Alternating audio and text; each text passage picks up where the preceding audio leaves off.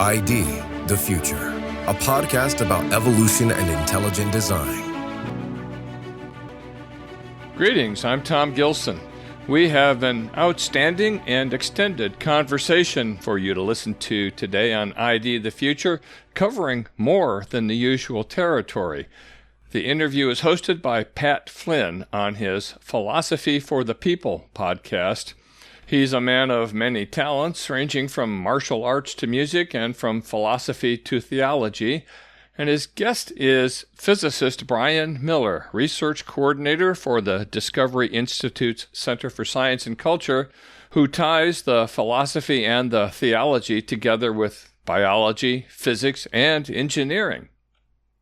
Hey everybody, welcome back to the podcast. We are joined by Dr. Brian Miller, a new guest on the show. I'm delighted to welcome you to the show. Dr. Miller, thanks so much for taking time to be here. It's a pleasure to be here.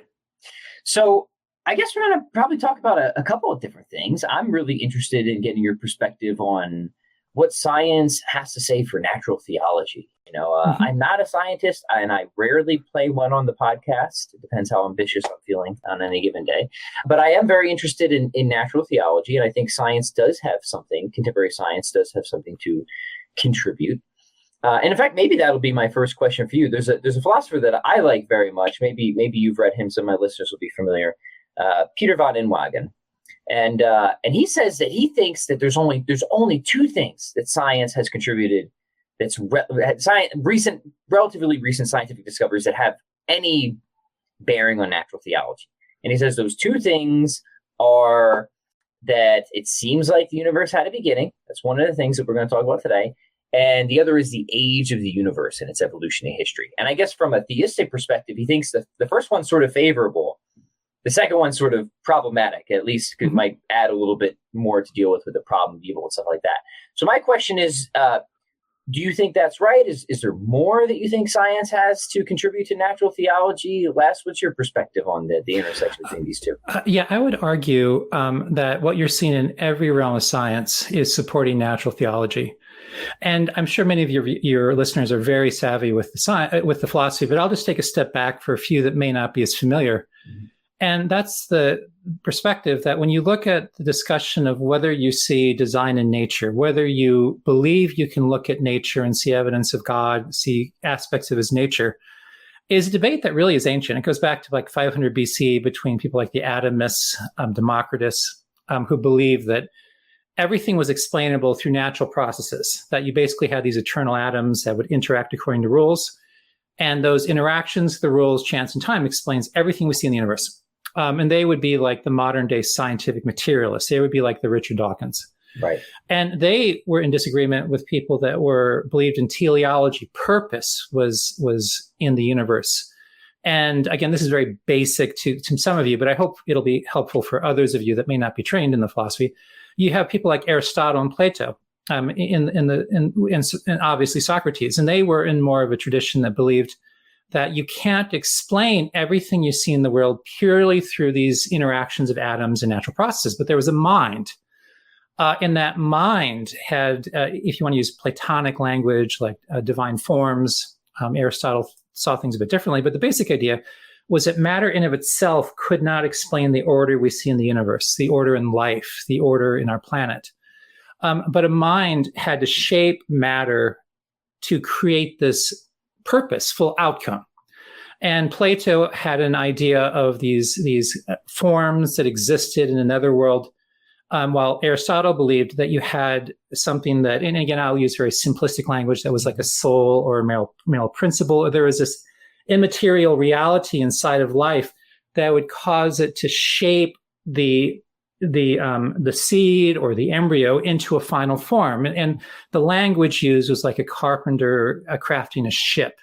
So this is sort of this very teleologically design-based tradition. And what happened was after the Christian faith became more and more prominent, as Catholicism spread throughout Europe and other parts of the world, the teleological perspective, the belief in design, became more and more prominent. You have people like, obviously, Augustine that very much appreciated the writings of Plato, people like Aquinas who obviously appreciated Aristotle.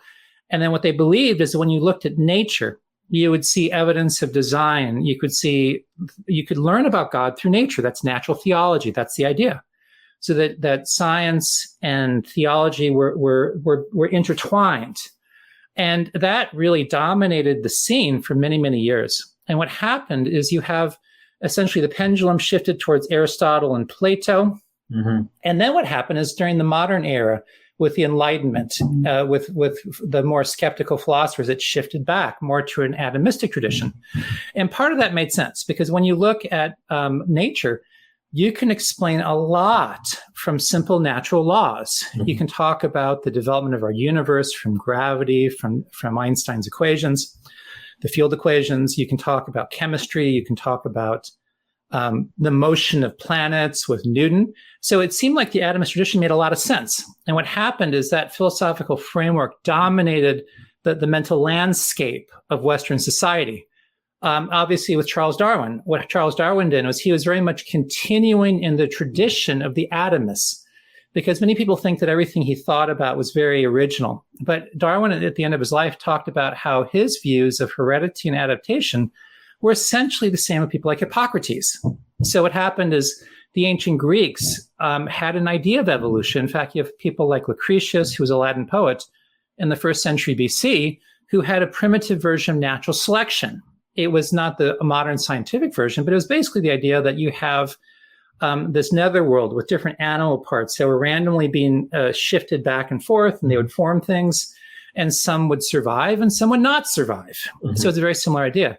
So what happened was in Charles Darwin, you read his popular writings, he would portray himself as sort of this objective observer of nature, pursuing truth. But then when you read his private journals, which have been published in the last few decades, and he talks about how he was deeply shaped by the free thinkers of his era, people that very much were following the tradition of the atomists, this very materialistic view of the world. Yeah. So he reshaped biology. Because what happened was you have people like William Paley, who talked about when you look at biology, you see purpose, you see design. He used the famous watchmaker argument where you see the purposeful arrangement of parts in an organism is very much like the purposeful arrangement of parts in a watch. And if you see a watch, you know it was something that wasn't produced by nature, but there was a mind behind it. Mm-hmm. And many people think that there was, and this is sort of a common misperception, that somehow Paley was in attention with people like Aquinas. And that's really not the case, because even if you read Aquinas, he believed that when you looked at biology, that you could compare biology to human artifacts and you see teleology. Mm-hmm. So again, this idea that you look at life and you see design was something that was almost universally accepted by the early church fathers, the doctors of the church. But with evolution, that shifted dramatically, that people said, well, it really isn't design, but it's just chance, time, natural selection, natural processes. So it's very much going back to Lucretius. Mm-hmm. And that has shifted the conversation. The perspective was that natural theology is passé, it's been overturned. But what's happened is scientific advancements over the last, could be, even the last several decades, even the last several years, is returning science to a teleological perspective, the idea of purpose. So so the idea of natural theology is really, I would argue, and other people have argued, is going to have a heyday. It's starting to recapture science. And in the chapters of the book God's Grandeur I wrote, I dealt with two specific issues. One was the fine-tuning of the laws of nature. And I also talked at the beginning of the universe, because people at that time thought that the universe was eternal. And if it's eternal, you have lots of time and anything can happen. That's exactly what the Greeks believed. But the fact that time, space, matter, and energy started means that there is something immaterial that had to start it, which kind of points to a creator. But beyond that, if you look at the laws of nature, if you imagine that you created a machine that could create universes, like you give it to your child for Christmas, and it's this box with lots of dials, and you can control every detail of the universe you want to create. They would be excited about that. Yeah. Oh, they would love it. We want to get one for our office and just generate universes just to show people, but it's pretty expensive. Right. You think the Nintendo Switch is good. Where do you see this? Right, yeah. Oh, yeah. And what happens, you look, if you were to adjust various details about the laws of nature, the force of gravity, the force of the strong nuclear force that holds the protons and neutrons together in a nucleus, if you change the mass of various subatomic particles, if you don't get these dials just right, the universe could not support life. Yeah. So it looks like a mind created the laws of nature for the purpose of supporting life.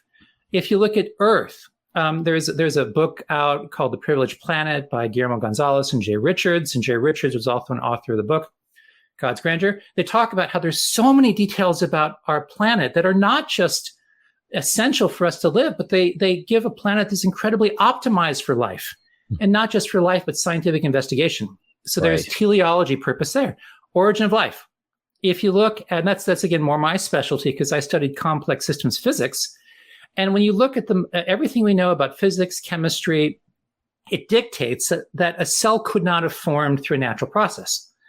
And what's interesting is if you read leaders of the field, people like Steve Benner, who's really one of the top leaders of the field, he wrote an incredible paper called Paradoxes in the Origin of Life. I believe it was like 2009, where he talks about how if you look at thermodynamics, if you look at everything we know about chemistry, it dictates that life is impossible. It appears that life is impossible. He didn't say it was an unsolved problem. He said the laws of nature suggest it's impossible. Now, he was coming from a very materialistic perspective. He was probably an atheist or agnostic. So at the end of the paper, he said, but we should still have faith. We should still just have faith that eventually we'll explain it. But again, if you just are honest about the science, it suggests life did not originate through natural process.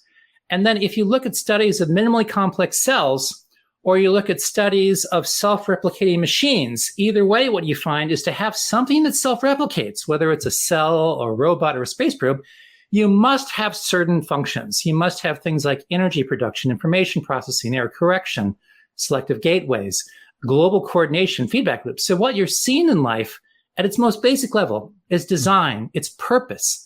So again, the pendulum is going back to teleology. So natural theology is really becoming the center of science these days.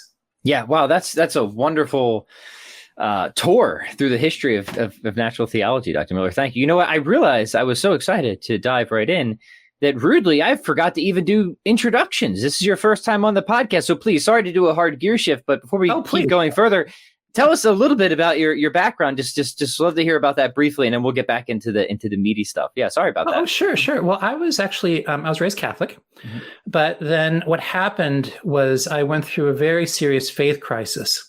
Because what happened is I read people like Richard Dawkins, who wrote the book The Blind Watchmaker, and I'm sure most of the your listeners know about him, but for those who don't, he's sort of a patron saint of atheism.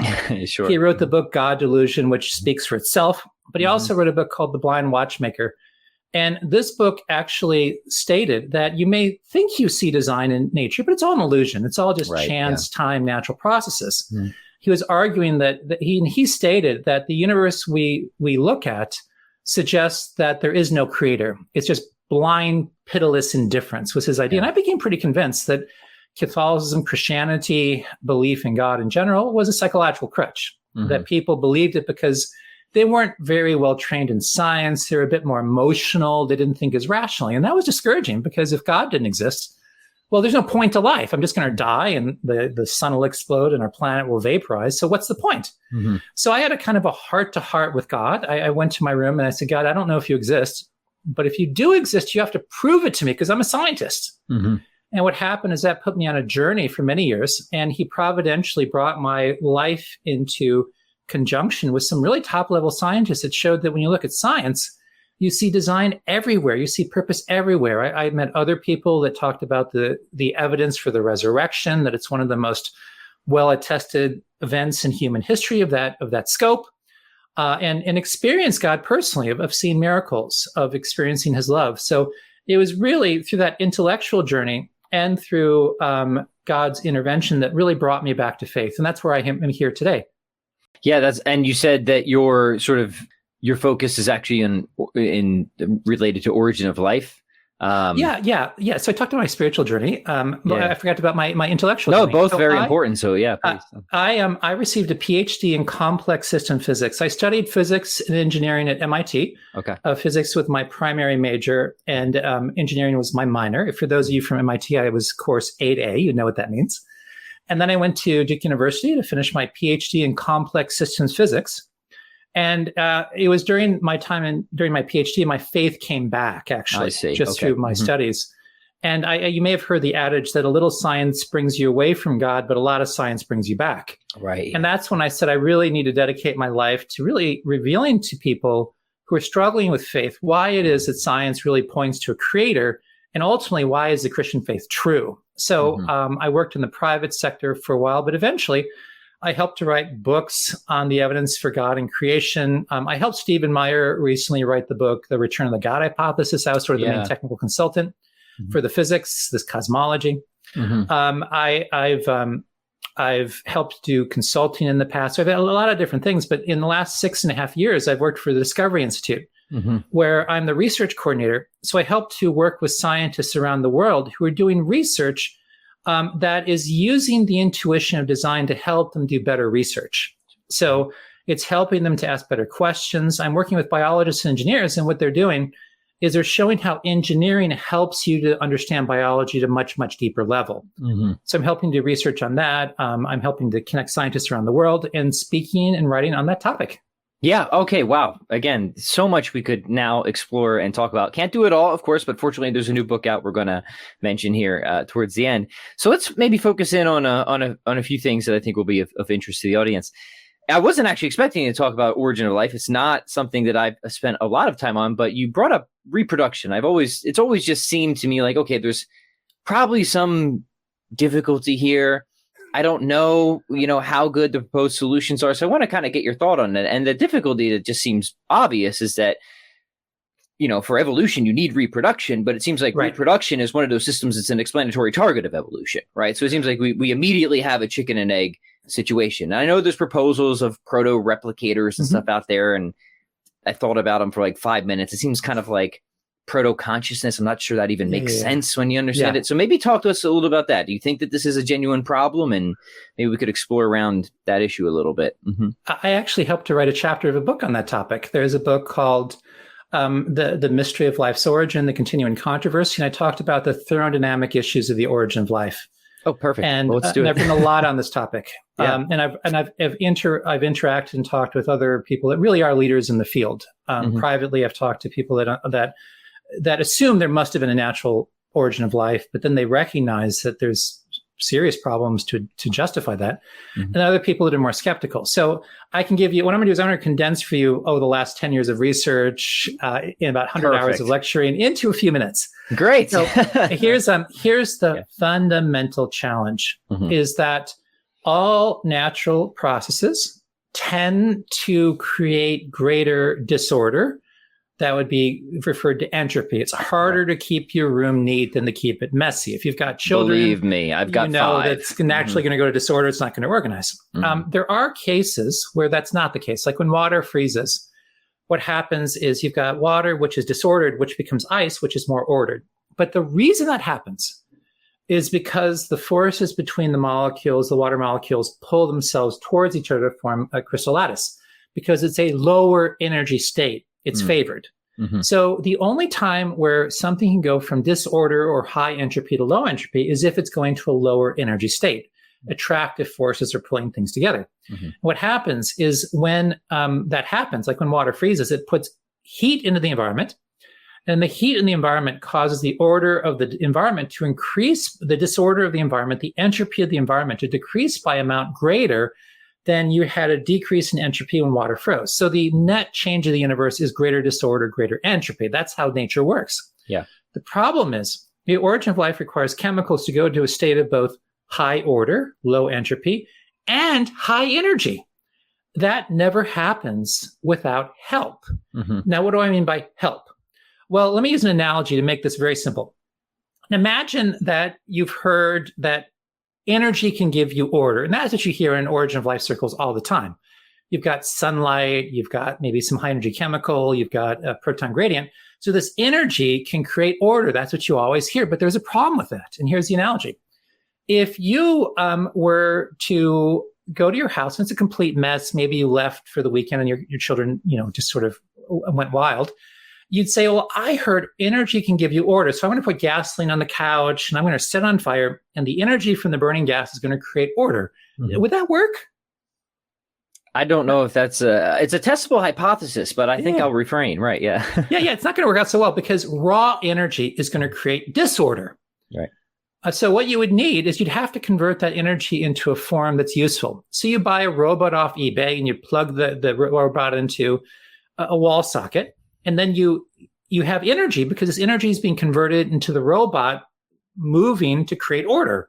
Mm-hmm. So in order to have order, you've got to have some machinery that can convert some raw form of energy into a form that's useful to do work, to create the order you want. But that's not enough, because if you buy a robot and you charge it up and you let it run wild, it's going to destroy your house. Because what do you need? You need software, you need information, you need instructions of the order you want to create. Mm-hmm. So the only way to create order in life is you've got to have very complex machinery that can process some energy source like sunlight or glucose, convert it to a form that's useful for the cell, like these molecules called ATP. But then you need information, instructions of how to direct that energy and direct the mass in such a way to create the order you want. Yeah. So the only way life can originate is with life already existing, because only it has the machinery to make that happen. Now, this has been acknowledged actually in the literature, at least implicitly. Like I talked about Steve Benner, that said it was a physical impossibility that for life to form from everything we know about chemistry and physics, because nature always goes in the wrong direction. Now, and you also have a wonderful paper by Michael Russell, who is another leader of the field, who talks about the thermal vent theory of the origin of life, proton gradients and all that. And in this article, it's a beautiful article. It's a Frankenstein, it's sort of Frankenstein view of origin of life with thermal vents. That's sort of the title, if you look that up. Can't remember the exact title. But he talked about how everything in nature, in life, happens because you've got machines that force it to happen. That chemistry by itself will never give you life. He actually says this. But you have to have machinery that will force reactions to take place, that will build structures. And without that machinery, causing things to happen that go against the natural flow of nature, thermodynamically, you're never going to have life. So you need the machinery and you need information. He acknowledges this. Now, what's fascinating is he also says it has to conform to an elaborate organizational design. That's a quote, or an elaborate organizational design. So he's going back to Plato and Aristotle. It's the idea that you've got to have some sort of blueprint, some sort of form that dictates how matter is arranged for it to become what you want. It's very non-materialistic. Now, again, he doesn't believe in a creator from what I can tell. So he doesn't go in that direction. But what he says, how did it happen? Natural selection. And this is what happens with Darwin. What happened with Darwin is he loved William Paley. He practically memorized his writings.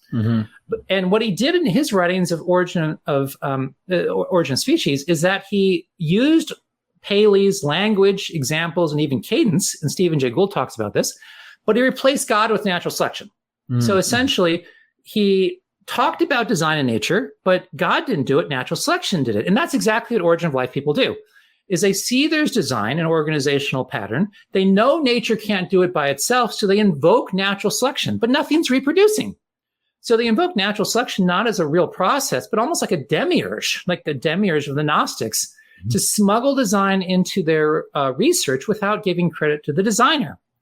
Now, so that boggles my mind. I'm not in this literature, but I mean, that just seems so obviously wrong, right? I mean, it's just like, did they really just miss that? Right. They really just miss that, because what happens is, because they're functioning in the framework of scientific materialism, because they assume there's no creator. That's an axiomatic assumption. That's a faith commitment. And they see design, they have to explain it. So natural selection is a designer substitute. And you see this all the time. So you'll always see the invoking of either self-organization, there's just some natural process that causes things to magically do what they're supposed to do. Yeah, I do see magic invoked a lot in a lot of places. Yeah, they invoke emergence or natural selection. Emergence is pretty much synonymous with magic in a lot of the philosophy of mind literature, so familiar with that, right? Exactly. So you read it, and it's so obvious when you change your philosophical lens, but when you're in that framework and you're told over, because this is something people understand, science education in the West is not simply teaching facts and figures and procedures and protocols. It's a catechism. It's a faith training in the faith of scientific materialism. You're told over and over and over again, there is no design. Anyone that believes in design, they're stupid. They're religious fundamentalists. They're people that bomb abortion clinics. They're just crazy people. Sure. And also smart people are the ones that believe everything's a product of natural processes. And you want to be smart. Don't you want people to think you're smart? So you need to denounce this idea that you see design in nature and just accept it's all natural processes. So they go through this catechism and they're mentally conditioned to suppress the evidence of design. I mean, in my article I wrote, my chapter for the book, The Mystery of Life's Origin, The Continuing Controversy, there was a critic that wrote about my chapter. And it was really quite amazing because what he did is he quoted me. He then said I had presented no evidence, positive evidence for design. He referred to it as God of the gaps. Mm-hmm. And you look at what he quoted me, but he cut out the quote where I mentioned the positive evidence for design. He put little ellipses. And he literally his philosophical framework forced him to unconsciously suppress the evidence of design he encountered. Mm-hmm. That's kind of what's happening.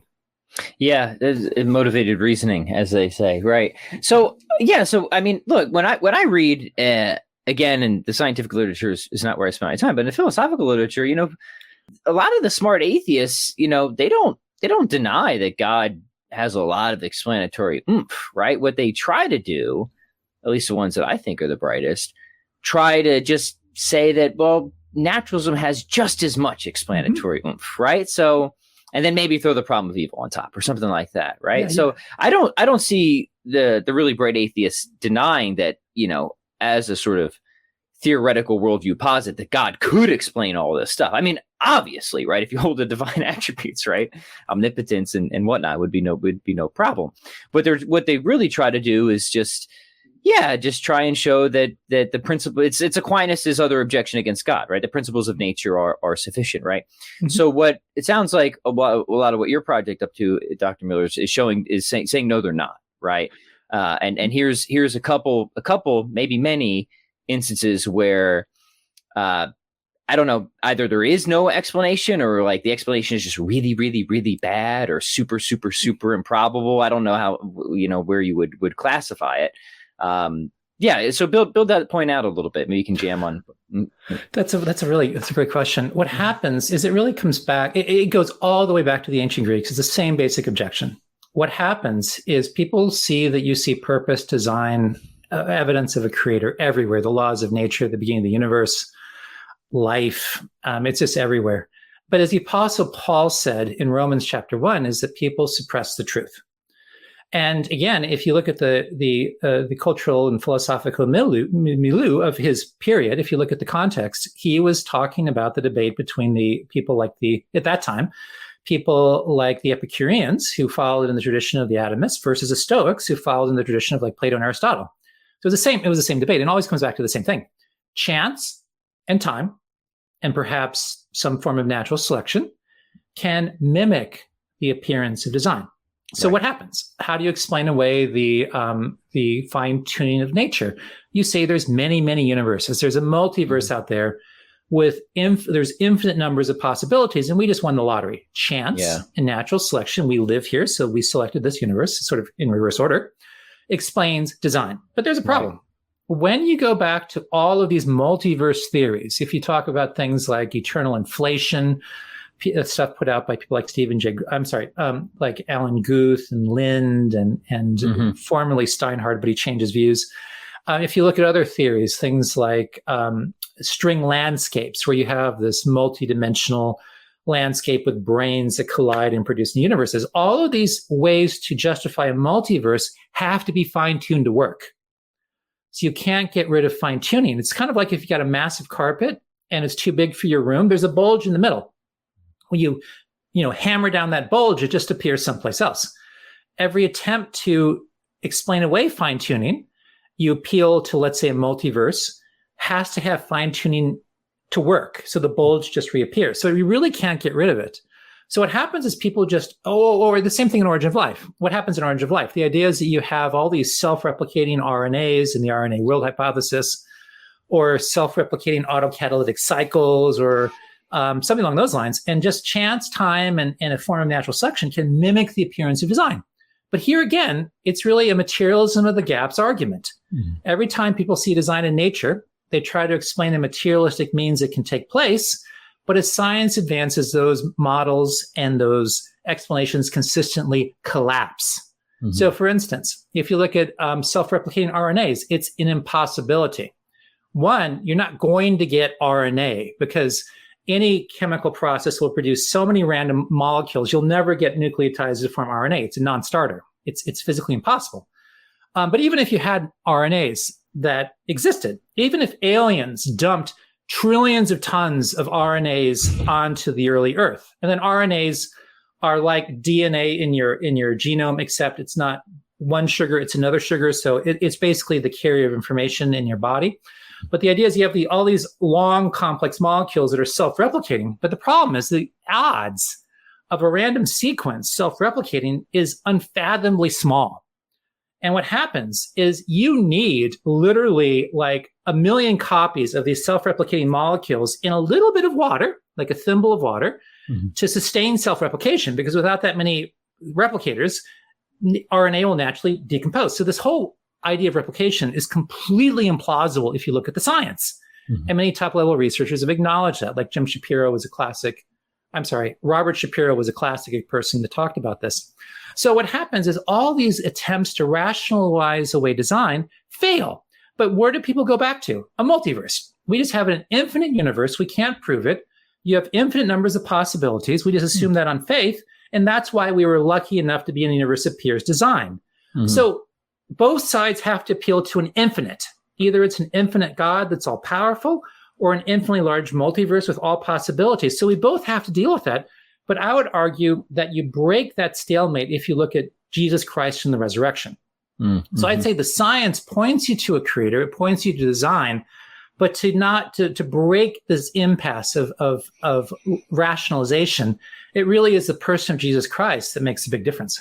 Yeah, that's really interesting. A lot of important and good stuff. I kind of am eager to explore all of it, but we'll have to just restrain ourselves a little bit.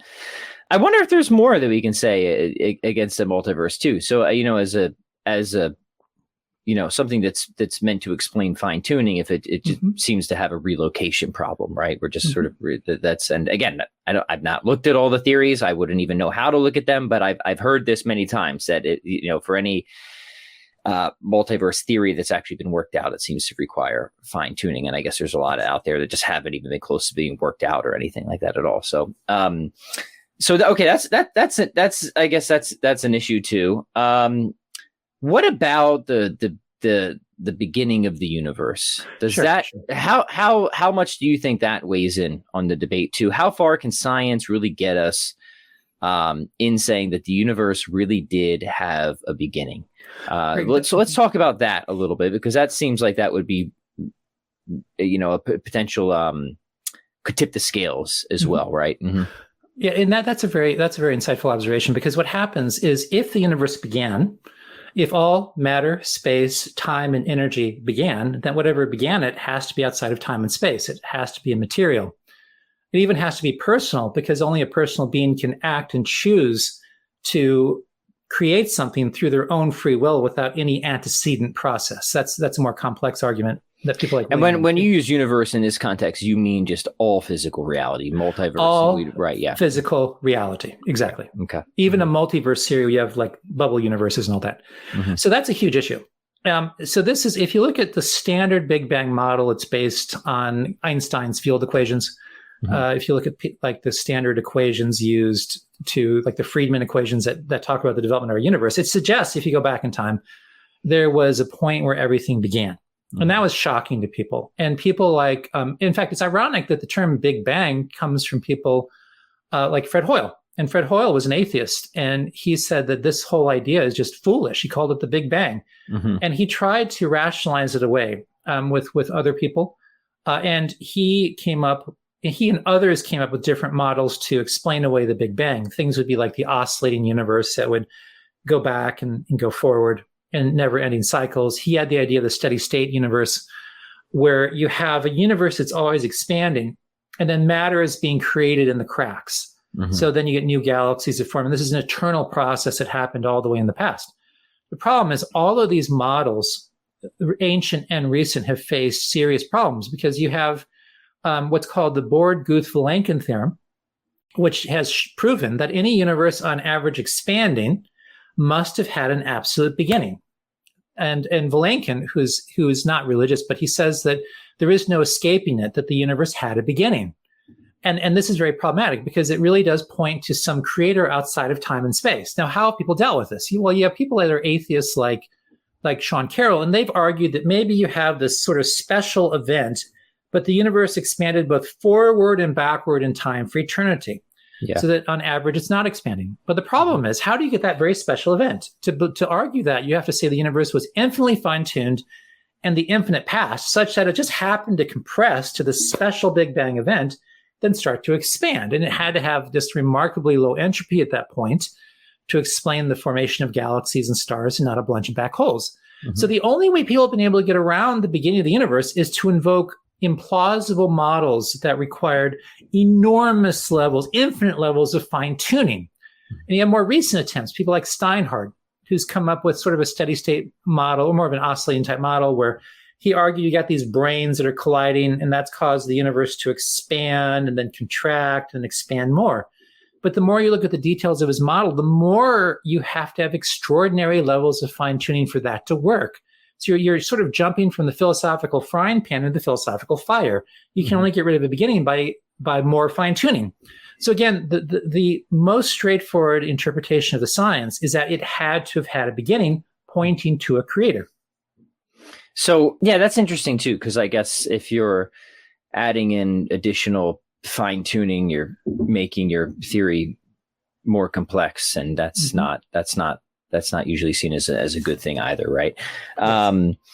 Yeah. So I mean, look, as a non-scientist, when I read about these issues, when I study these issues, it does seem to me like there's a really, really powerful case, at least against the general sort of naturalistic worldview from contemporary science. Whether you look at origin of life, like minimally, it seems like the proposed naturalistic explanations are really, really, really bad. And I think one of the indications that there's not really a whole lot of to offer here is how certain really smart naturalists will take very different attempts at explaining things, right? So you'll have one naturalist punt to the multiverse. We have another naturalist reject the multiverse and just say it's necessary. The fine-tuning is necessary, right? Which I think there's a ton of problems with that proposal, but hey, if you got to, I guess you got to figure out a way to deal with it somehow, right?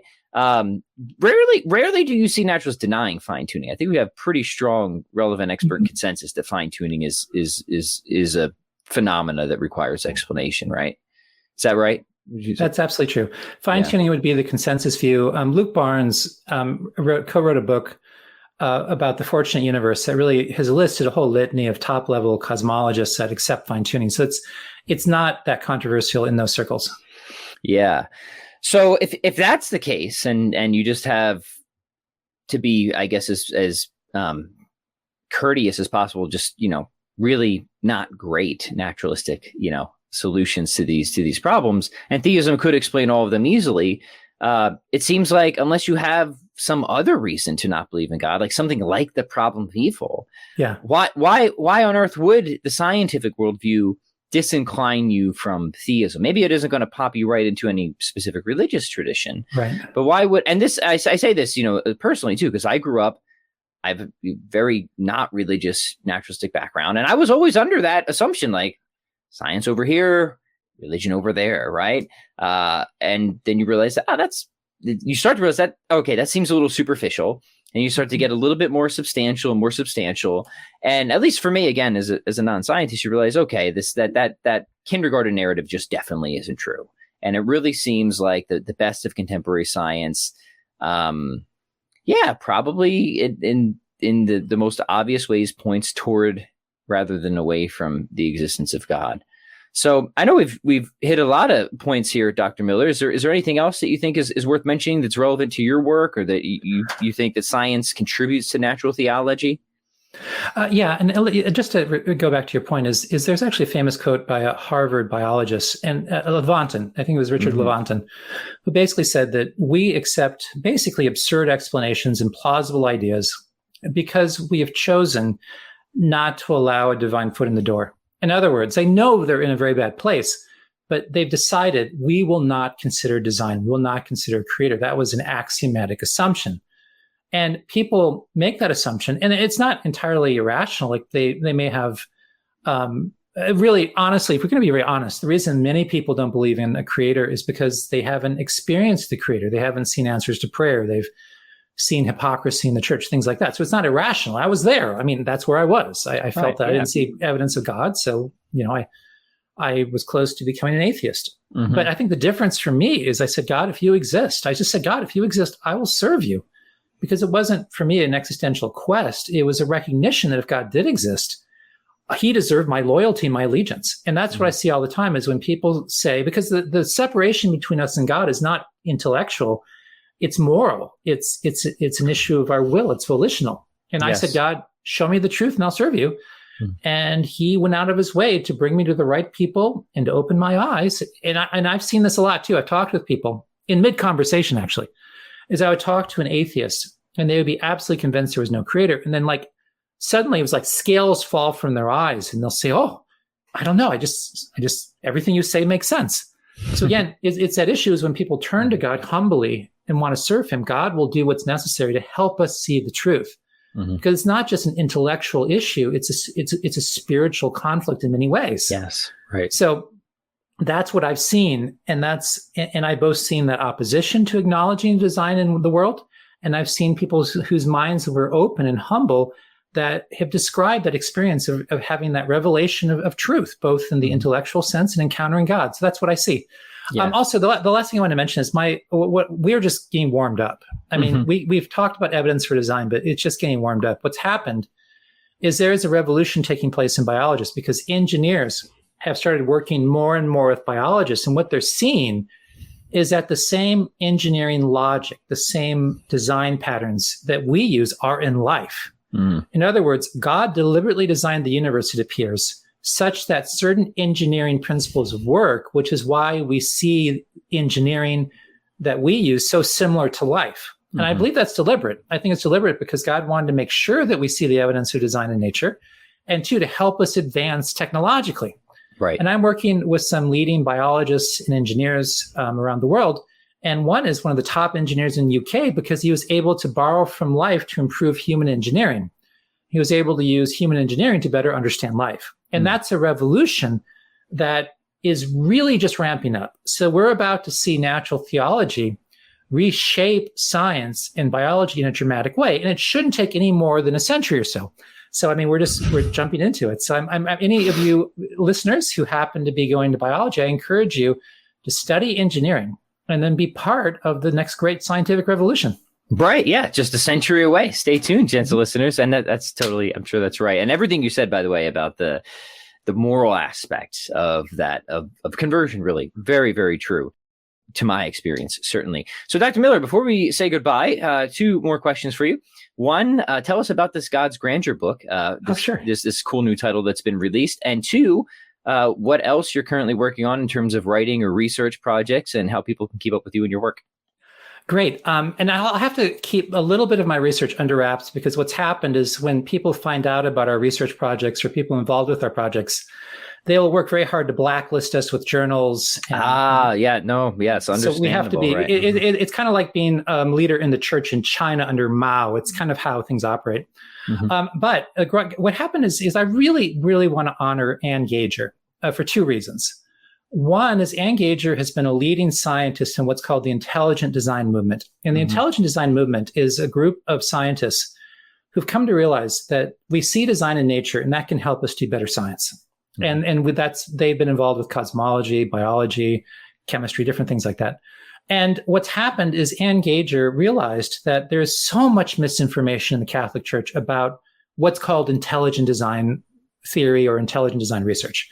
And so Anne brought together top-level scientists, theologians, philosophers to write a book called God's Grandeur. And she was the editor and different people had chapters. I talked about cosmology and origin of life. And what's happened is we were able to really show, one, that you do see positive evidence for design in nature, and two, that is completely consistent with Catholic teaching. That was the whole point of the book. Right. Yeah. So, and we've been able to correct a lot of mistakes. Like people think Aquinas would have opposed intelligent design, and the truth is the exact opposite. Aquinas believed that organisms that were fundamentally different had to be created by God because in essence, and I'll be very sloppy. I'm not a philosopher. I apologize. But the essence of an organism had to be created by God, then its accidents could change. So you get little changes, but not the fundamental change. And he believed, again, that you could look at human artifacts and that showed parallels to biology. So again, he was very much on board with the intelligent design movement. Also, people think Aristotle was more of a materialist, that he would have embraced evolution, not design. And it's completely false. We have a great chapter about that when people read Aristotle, the primary literature, it's very clear that Aristotle did not accept the Democritus or the atomist or the evolutionary framework, but he again felt that different organisms had an immaterial essence that did not change. It could adapt, it could change slightly, but it couldn't fundamentally change. We have other chapters that talk about the implications, because why does it matter? Well, there's certain biologists who have said that humans are an accident of nature, that we're a happenstance that might as well have not happened. Even Catholics have said that, and that's simply not consistent with the Catholic Catechism or the historic Church. I think it was Pope Benedict the 14th that talked about how we're not an accident of evolution, but we're an act of God's love, His purpose. We have meaning. Almost everyone who opposes us because of misinformation, misunderstanding, because of caricatures. Right. So we wrote this book to help correct that, so people would really understand what we're saying and why it's consistent with Catholic truth. Yeah. And as far as the projects, my project I'm really excited about is engineers working with biologists, because we're helping to lead the charge with many other scientists in the mainstream community with the next great scientific revolution. And that's what people in systems biology say, like mainstream biologists saying that biology is going through a revolution, because this very reductionist perspective that if you look at the chemicals that it tells you everything doesn't work. But now they're seeing that there's design logic, design patterns. And by bringing in engineering, you can help advance the field dramatically. So that's the project I'm most excited about. Very cool. Well, I'm going to link God's Grandeur, the book below. And I just want to echo one thing that you said. And again, this is related to my experience. Dr. Michael Behe has been on the show several times. And, even as I was working my way toward the church, Dr. Miller, I've said this many times on the podcast, but you haven't heard it, so I'll just repeat myself. I never looked at the ID stuff. Now, why? Well, there's first of all the howling coming from the secularists, right, about these pseudoscientists, creationists in a cheap tuxedo, all those nasty things they say, right, that are definitely not true. But even from the religious people, right, and especially from people that I was very attracted to, their philosophical schools, Thomists, right? So I sort of unfairly dismissed ID, but then finally curiosity got the better of me, and I read with Behe some of his work, and I realized, oh my goodness, this is far more substantive than I was told it would be. This guy does not at all seem like a creationist in a cheap tuxedo, and in fact, he's offering something quite sophisticated. Let me go read the best responses, and boy, was I underwhelmed, to say the least. So I told Mike this in our first conversation. Like at that point, I'm like, I'm a friendly agnostic to ID. I honestly haven't been able to examine everything, but at least I felt I had a bit of egg on my face, right? And so, like, if nothing else, I felt this sort of mission, this small mission, to make sure what happened to me, which was just kind of fall for the that I don't want to say slander. Some of it is slander, right? But some of it, I think, is not everybody. It's just one of those things that just the myths that gets passed on, right? That never seems to die, right? So I hope all this to say is I hope that people, if you have not looked at the work being put out by thinkers within the intelligent design community, like yourself, Dr. Miller, Dr. Michael Behe, Dr. Stephen Meyer, and even other people who have been on this show before. Dr. Rob Coons is a contributor to this new book, great philosopher, very ID friendly, far from a dum-dum, right? Do it. Check it out. There's some really, really cool, fascinating stuff happening within the ID community. And I just want to thank you, Dr. Miller, for taking time to be here. This has been an absolute treat for me. Thank you. It's been such a pleasure. And again, if anyone wants more information, you can go intelligentdesign.org, has different resources, and discovery.org. And I write for Evolution News, so you can see a lot of my articles, and there's many other amazing writers there too. So thank you so much for having me, and thank you for hearing my summary of the book. Thank you, gentle listeners, for tuning in. If you like what you're hearing here on Philosophy for the People, please subscribe and leave your thoughts in the comment section.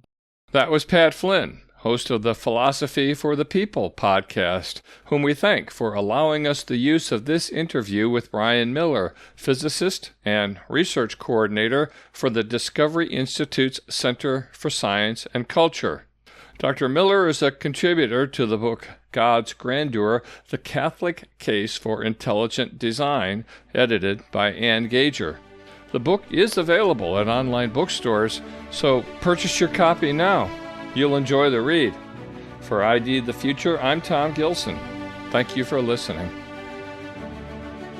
Visit us at idthefuture.com and intelligentdesign.org. This program is copyright Discovery Institute and recorded by its Center for Science and Culture.